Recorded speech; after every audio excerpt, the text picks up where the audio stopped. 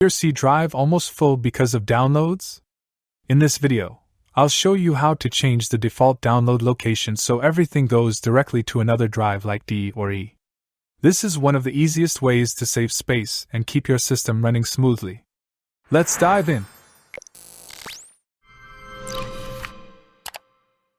Method 1. Use the Windows File Explorer. Step 1. Double-click this PC icon to open Windows Explorer. Step 2. Open the destination drive to which you want to move the Downloads folder. In the root directory of the drive, right-click blank area and select New - folder to create a new Downloads folder. Step 3. Right-click the Downloads folder in the source partition, C drive, and choose Properties. Step 4. After the Downloads Properties dialog opens, go to the Location tab and click Move. Step 5.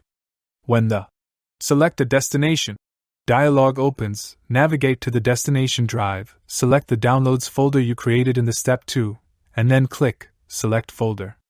Step 6. When you return to the Downloads Properties dialog, click Apply. Step 7. A Move Folder dialog pops up asking if you want to move all of the files from the old location to the new location. Click Yes, and the Downloads folder as well as all files in it will be moved to the destination drive immediately. Method 2. Use AOMEI Partition Assistant. Step 1. Install and launch AOMEI Partition Assistant. Click Free Up App Mover. Step 2. In the new window, click Move Folder.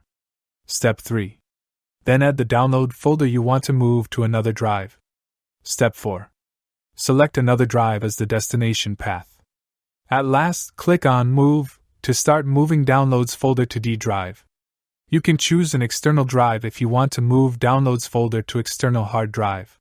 Thank you for watching here. See you in the next 2 videos. If you have any questions, please leave a comment or send us an email.